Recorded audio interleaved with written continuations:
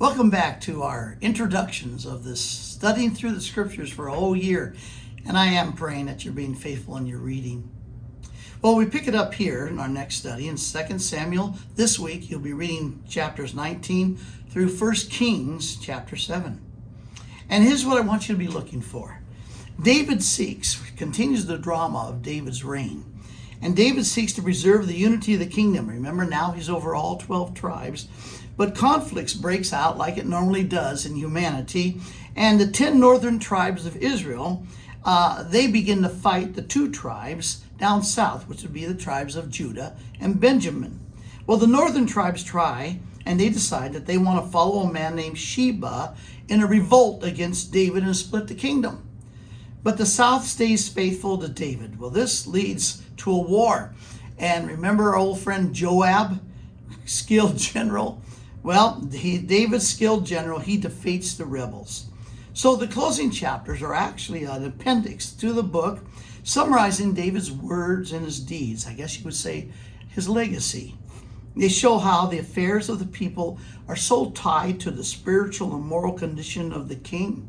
When the king does well, the people do well. When the king basically rebels against God, then the people rebel. The nation enjoys God's blessing when David honors God. And the nation suffers hardship when their leader, David, is disobedient. By the way, this is why Paul tells us to pray for our president.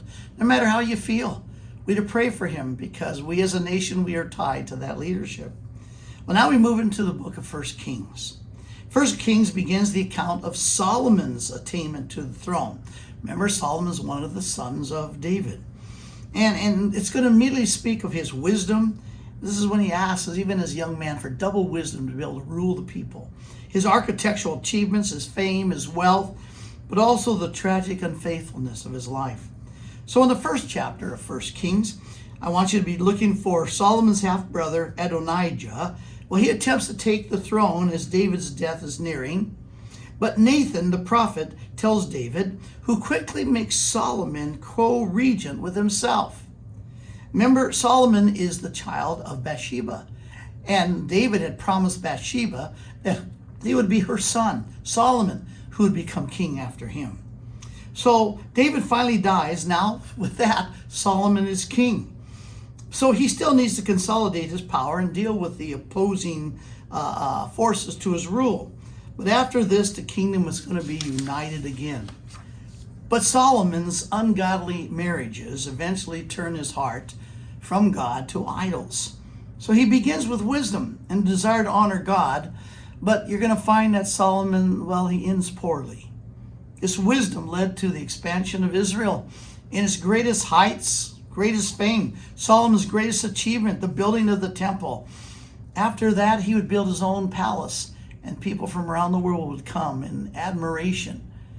Well, you'll read about it and continue to be reading about it and watch yourself come under God's blessing.